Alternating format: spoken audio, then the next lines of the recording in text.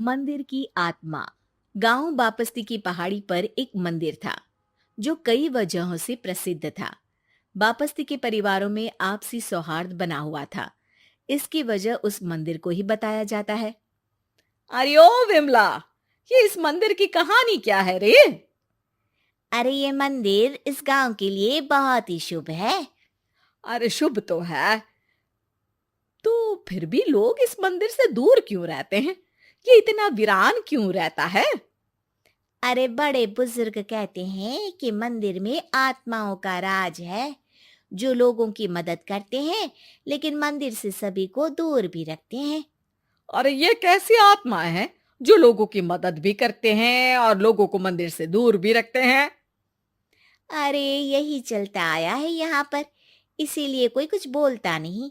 क्योंकि जिसके घर में कोई भी परेशानी होती है तो बताते हैं कि इस मंदिर से उन्हें मदद मिलती है। अरे वाह, ये तो अच्छी बात है। तभी इस गांव में इतनी खुशहाली दिखती है। तभी बाहर किसी की चीखने चिल्लाने की आवाज आती है।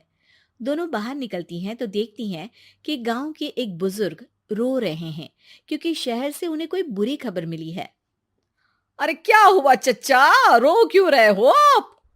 हाँ चाचा, बताओ ना, हुआ क्या? अरे क्या बताऊं बेटे, मेरा बेटा शहर गया हुआ था कमाने, लेकिन आज खबर मिली है कि उसका एक्सीडेंट हो गया। वो अस्पताल में भर्ती है। अरे तो इसमें परेशान होने की क्या बात है चाचा? जाओ शहर और बेटे का इलाज करवाओ। हाँ चाचा, विमला सही कह रही है। आप शहर जाओ और इलाज करवाओ। अरे कैसे इलाज करवाऊं, अभी पैसे नहीं है और शहर के अस्पतालों में इलाज का खर्चा लाखों में आता है। अरे चाचा, भगवान पर भरोसा रखो, कहीं ना कहीं से मदद जरूर मिल जाएगी। बस आज का दिन कैसे भी काट लो। अरे अब तो बेटा थोड़ा समय काटना भी मुश्किल होता जा रहा है। देख कमला, तू ही समझा चाचा को। अरे पैसों का कहीं ना कहीं से इंतजाम तो जरूर हो जाएगा। अरे चच्चा, जब विमला कह रही है तो थोड़ा उस पर भी भरोसा रखो। चलो आपको घर छोड़कर आ जाती हूँ। उसके बाद कमला उन बुजुर्ग को लेकर चली जाती है और विमला मंदिर की ओर चली जाती है। विमला मंदिर की सीढ़ियों पर चढ़ते हुए दूर से नजर आती है। उसके बाद वो आंखों से ओझल हो जाती है। उसी रात उस बुजुर्ग के घर के बाहर एक थैला रखा हुआ मिला। बुजुर्ग उस थैले को देखते ही चौंक पड़ा क्योंकि उसमें 5 लाख रुपए रखे हुए थे। वो बुजुर्ग सुबह दौड़ा दौड़ा गांव के दूसरे बुजुर्गों के पास गया। अरे मंगल भाई सुनो, मेरे घर के बाहर ये पैसों से भरा बैग रखा हुआ मिला है। अरे किसका है ये भाई? अरे भैया, मुझे क्या पता। तभी उधर से कमला और विमला निकलती हैं। अरे बेटा सुन तो, देख ये क्या रखा हुआ था मेरे घर के सामने। कमला और विमला हैरानी से देखती हैं। अरे वाह, देख विमला, तूने कहा था ना कोई मदद जरूर करेगा। अरे भगवान सबकी मदद करते हैं। ये पैसों की मदद भी भगवान ने ही भेजी है। और क्या। अब चच्चा सोच क्या रहे हो, शहर जाओ और बेटे का इलाज करवाओ। ठीक है बेटियों, जो तुम कहो। चलो निकलता हूँ शहर, बेटे का इलाज करवाने के लिए।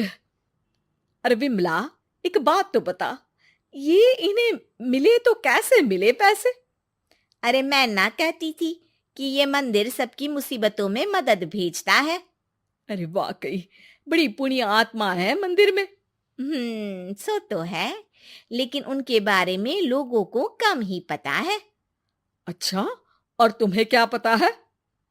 अ, जितना पता था वो तो बता दिया। ना रे ना, मैं नहीं मानती। तू कुछ तो छिपा रही है। अरे कुछ ना छिपा रही, जो पता था वो बता दिया। मंदिर से लोगों को मदद मिलती है, बस इतना ही पता है। ठीक है बाबा, अब नहीं पूछूंगी। इसके बाद उसी रात कमला चुपचाप अपने कमरे से निकलती है और मंदिर की ओर चल पड़ती है। कमला धीरे धीरे मंदिर के दरवाजे पर पहुंचती है। अंदर से हल्की हल्की रोशनी आ रही थी। इसके बाद जो वो देखती है वो हैरान रह जाती है। कमला इसके बाद तेजी से वापस लौट आती है। दूसरे दिन सुबह सुबह। अरे विमला, तू तो छिपी रुस्तम निकली। है?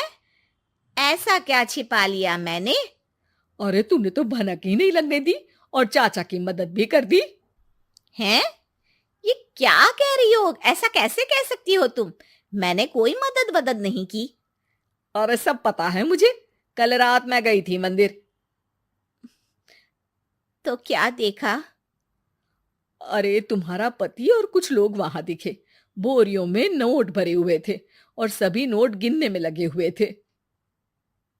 तो तुम्हें क्या लगा? वो क्या कर रहे थे? अरे मैं समझ गई कि वो लोग कहीं से डकैती कर पैसे लेकर यहाँ मंदिर के पीछे छिपाते हैं। अब जब तुम जान ही गई हो तो बता देती हूँ, लेकिन ये बात किसी को पता नहीं लगनी चाहिए।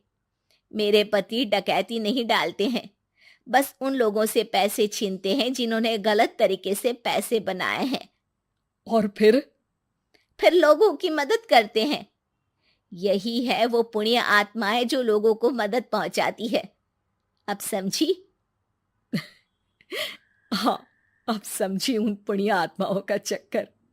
सही है। करते रहो मदद, लेकिन सावधानी से, मेरी तरह कोई और ना पहुंच जाए।